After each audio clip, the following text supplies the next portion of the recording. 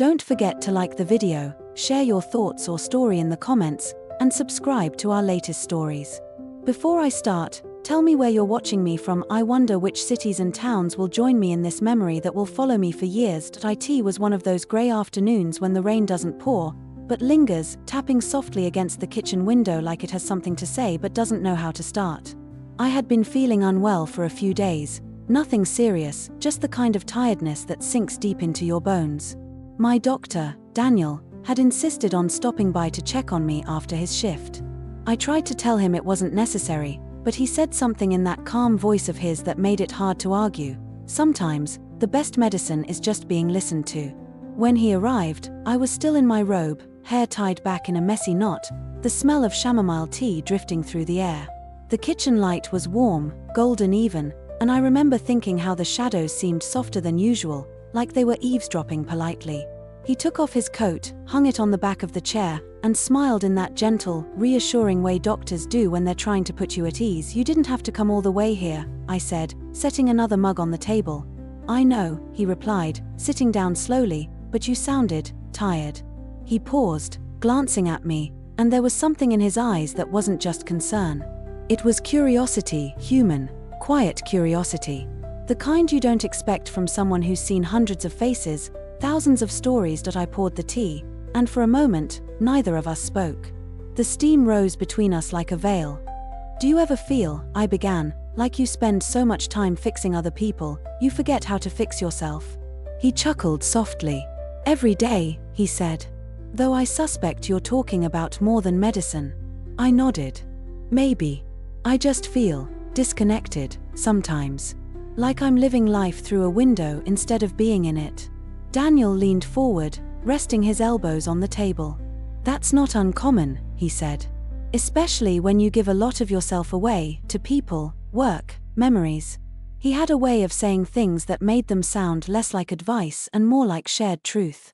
I found myself talking more freely than I expected about work, about how the silence of the house sometimes pressed in on me, about how I missed feeling seen, really seen. He listened. Not the kind of listening where someone waits for their turn to talk, but the kind where every word you say seems to matter. His hands were clasped loosely, his eyes steady, kind, and patient. There was something grounding about him, like the sound of steady rain or the rhythm of breathing. "Do you ever get lonely?" I asked before I realized how personal the question sounded. He didn't look surprised. "Of course," he said quietly. "Doctors are human, too. We just learn to hide it well." I smiled faintly. "And what do you do when it hits you?" He looked down at his cup, the tea long gone cold. "I talk to people. Sometimes to patients who forget they're teaching me more than I could ever teach them." Then he lifted his eyes again. "Like now." Something in my chest loosened. I hadn't realized how much I'd needed that, just an honest moment without the weight of pretending everything was fine. We sat in silence for a while, listening to the rain picking up, gentle but insistent. The kitchen felt smaller, cozier. The ticking clock on the wall filled the quiet in soft intervals. Outside, the world was drenched and glistening, but in that little space, everything felt suspended. Time, worry, even loneliness. He broke the silence first. "You know," he said, "you remind me of someone I used to know, someone who also tried to carry the world on her shoulders." "What happened to her?" I asked. He smiled faintly, a little sad.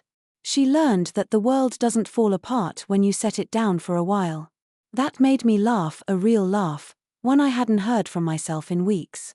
It echoed softly in the kitchen, mingling with the hum of the refrigerator and the rain's steady rhythm. When he stood to leave, I found myself wishing he'd stay just a little longer.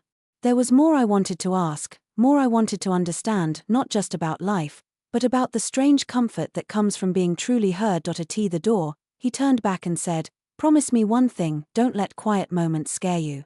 Sometimes they're where healing begins." I watched as he walked through the rain to his car, his figure blurring into the grayness beyond the gate. The house felt still after he left, but not empty. That night, I sat alone in the kitchen again, sipping the rest of my tea. The cup had gone cold, but the warmth lingered somewhere deeper. It was strange how a simple visit could shift something inside you, how a conversation could open a window where there had only been walls. I didn't know then that this wouldn't be the last time Daniel would sit in my kitchen. That what started as a checkup would quietly turn into something far more human, a series of evenings where two people, each a little lonely in their own way, would learn that connection can find you when you least expect it.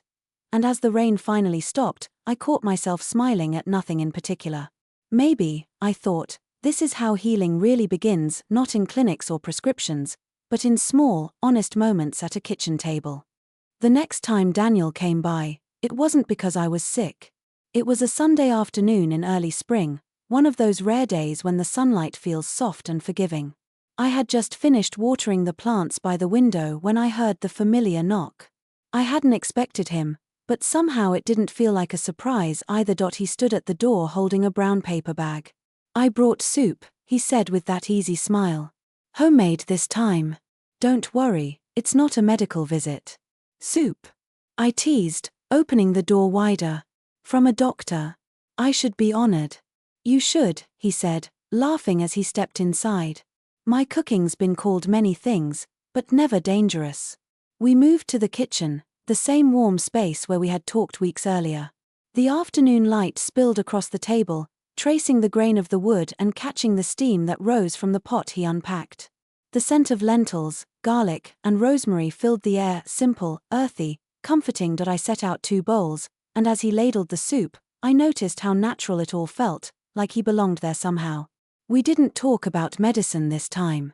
Instead, we drifted into conversation about little things, the weather, books, how quickly the years seemed to pass. He told me about his mother's garden, how she used to spend entire mornings tending to her roses. I told him about the apricot tree I used to climb as a child, how its blossoms always made me feel like everything could start over. "Do you ever wish," he asked, stirring his spoon absently, "that life came with a reset button?" "All the time," I said. "Though I suppose we wouldn't be who we are if it did." He nodded thoughtfully. "True. But I think sometimes, talking to the right person can feel a little like pressing that button." The words hung between us, soft but heavy. There was a moment of quiet where neither of us looked away. It wasn't romantic, not exactly. It was something gentler, older, a recognition of shared solitude. I looked down at my bowl. "You sound like someone who's had to press it a few times." He smiled faintly. "More than I care to admit. I went through a rough patch a few years ago. My wife passed away unexpectedly. That's when I learned how loud silence can be." The room seemed to still. The clock ticked once, twice. I reached for the teapot, partly to give him space, partly because my hands needed something to do. "I'm sorry," I said quietly. "Don't be," he replied. "It's been years. But some absences, they never really leave, do they?" "No," I said. "They just change shape." He glanced up, his eyes soft. "That's a beautiful way to put it." We sat there for a while, talking about loss, not in the way that makes you ache, but in the way that lets you breathe again. He told me about the patients he'd stayed up with, the ones who didn't need medicine so much as someone to sit beside them. I told him about the years I'd spent working too much, trying to fill the quiet. There was a calmness to the afternoon, like time had slowed just for us. The soup cooled, but neither of us seemed to notice. Outside, the world moved on, cars hummed, a bird called, but inside, it felt as if we'd stepped into some small pause in the universe. At one point, he leaned back in his chair, studying the light through the window. "You know," he said, "this kitchen of yours has good energy. It's peaceful." I laughed softly. "It's just old wood and chipped paint." He shook his head. "No. It feels lived in. Like it's seen things and kept them safe." For some reason, that made me want to cry. Not out of sadness, but because it had been so long since anyone noticed small things like that.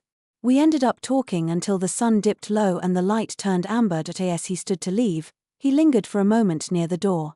"Thank you," he said. "For what?" "For the company," he said. "It's rare these days to talk and actually feel heard." I smiled. Funny.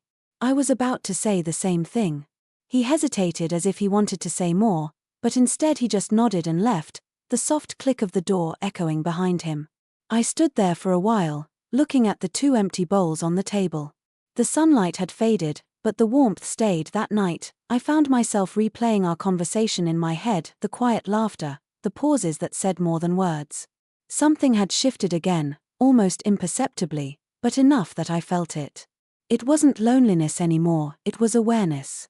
Awareness of how fragile connection is, and how precious it becomes when you least expect it. And as I sat by the window, the scent of rosemary still faint in the air, I realized something. Maybe this wasn't just about a doctor visiting a patient anymore. Maybe it was two people who had forgotten what it felt like to truly see someone, and were slowly remembering, one quiet afternoon at a time. It was late in the afternoon when he arrived this time. The sky was painted in soft pastels, the kind of light that makes everything look tender, even the edges of the worn kitchen table. I had been tidying up, putting a few dishes away, but the moment he stepped inside, the house seemed to grow quieter, as if it were waiting for the conversation to unfold. "Good evening," he said, taking off his coat and hanging it near the door. He looked at me with that same gentle steadiness, and somehow, in that glance, there was a recognition that went beyond doctor and patient. "Evening," I replied. "Come in before the sun disappears." We settled at the table with mugs of tea this time, the warmth seeping into our hands. I had started making my own herbal blends, and he complimented the subtle lavender and chamomile mix. "You have a talent for this," he said. "It's calming." I smiled. "I guess I've been learning slowly." We started talking about our weeks, the usual surface stuff at first: work, errands, the rhythm of daily life. But slowly, the conversation drifted, as it always did, toward the deeper things that don't get said in waiting rooms or casual greetings. "You know," he said, staring at the steam curling from his cup, "sometimes I forget how much people's lives are a series of quiet battles." "I know," I said softly. "I've been feeling that way a lot lately. Trying to hold it together, piece by piece, just to keep moving forward." He nodded. "It's exhausting, isn't it? Pretending everything's fine when sometimes it's not." There was a pause then, filled with something more than words, a kind of shared understanding. I realized that the longer we talked, the more I noticed the subtleties of him, the way his shoulders relaxed when he felt comfortable, the small crease in his forehead when he was thinking, the gentleness in the way he listened. And I saw, too, that he was noticing me not as a patient, not as a friend exactly, but as someone navigating her own hidden currents. "I used to think strength meant never breaking," I said. "But lately, I'm learning that strength can mean sitting down and admitting you're tired." He set his cup down, fingers brushing the rim thoughtfully. "I agree. And sometimes admitting it to someone else is even stronger than keeping it in." The words hung in the kitchen, mingling with the soft hum of the refrigerator and the distant sounds of the neighborhood. For a moment, everything outside seemed irrelevant. The world beyond the window, the cars, the streets, the noise faded into the background. There was only the quiet understanding that two people, both quietly carrying their own histories, had found a small space to be honest. "I've been avoiding a lot of memories," I admitted, feeling vulnerable in a way I hadn't expected. "I keep them tucked away, thinking it makes things easier. But sometimes, it just makes everything heavier." He didn't offer advice this time. He just nodded, letting me speak, letting the weight of my own words settle in the warm light of the kitchen. "It's normal," he said softly. "Memories are tricky. They hold pain and beauty at the same time." I thought about that, about how often life is both beautiful and painful, how moments of clarity and connection can arise when you least expect them. And as I looked across the table at him, I realized that the conversations we had, the quiet hours spent talking and sharing, were slowly reshaping my understanding of connection. The sky outside deepened into dusk, the soft glow fading from the kitchen. He stood to leave, but lingered for a moment at the doorway. "You're learning something important," he said. "About yourself, about others. Don't let it slip away." I watched him leave again, and for the first time, I felt a sense of anticipation rather than emptiness. Anticipation for more conversations, more moments of quiet clarity, more understanding of what it meant to be truly seen. As I cleaned up the mugs and straightened the table, I thought about the odd, unspoken trust that had formed between us. It wasn't dramatic, and it wasn't urgent. It was something subtler and more enduring, a recognition of shared humanity, of the fragile but beautiful way people touch each other's lives without fanfare. And as I looked out at the evening sky, I realized that my kitchen, the old wood, the chipped paint, the soft light, had become a sanctuary of sorts. A place where connection was measured not in grand gestures, but in the quiet strength of listening, speaking, and simply being. It was a late afternoon when Daniel arrived this time, the sun low and spilling a warm golden light across the kitchen. I was tidying the last few dishes from the previous evening, the hum of the refrigerator the only sound breaking the silence, when the familiar knock came at the door. I opened it to see him standing there with his usual calm expression, holding a small bouquet of wildflowers. "I thought these might brighten your kitchen," he said softly. I laughed, surprised and touched. "You always seem to know how to make things feel lighter." He shrugged with a modest smile. "It's an art I'm still learning." We moved to the table, which had become, over these visits, a place of comfort and honesty. He set the flowers in a jar, letting them catch the afternoon light, and we poured tea. The quiet warmth of the kitchen, the sunlight on the wooden surfaces, and the familiar scent of chamomile and lavender made it feel like the world outside had softened. We talked at first about small, everyday things, how the neighborhood had changed, the progress of the garden, a funny incident at work, but it didn't take long before the conversation deepened.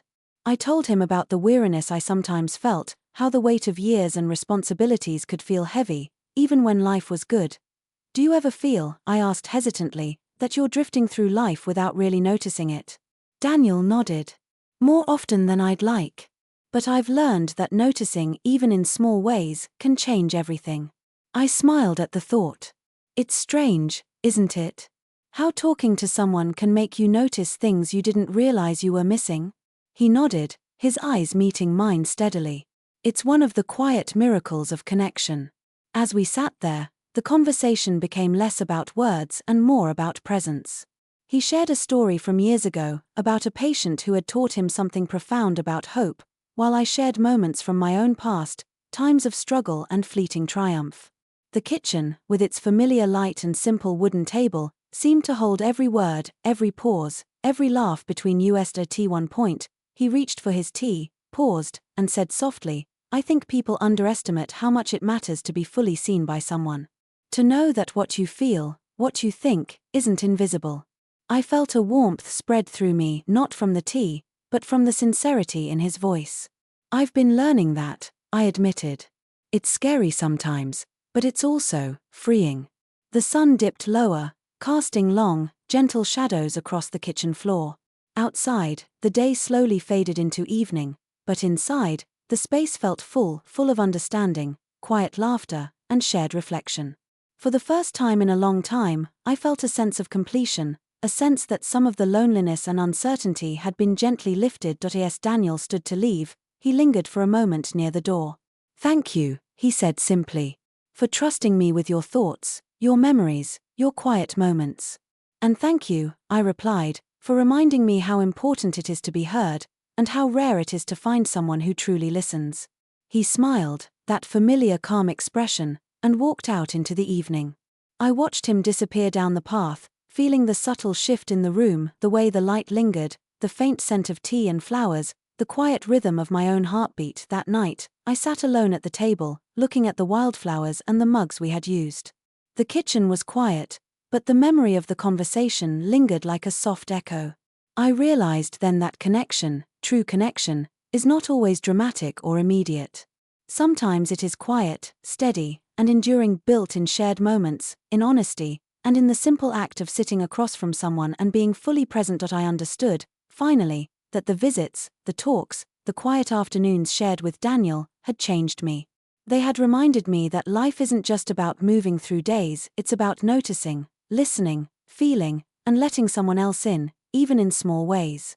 The kitchen had become more than a room, it had become a sanctuary of understanding, a place where the heart could rest, and where the quiet act of being seen could carry more weight than any words, medicine, or solution ever could. And as I closed the blinds and settled into the evening, I felt a quiet gratitude, not just for the friendship we had found, but for the gentle, enduring power of human connection. It was the kind of awareness that stays with you, reshapes you, and, in its own understated way, leaves you forever changed.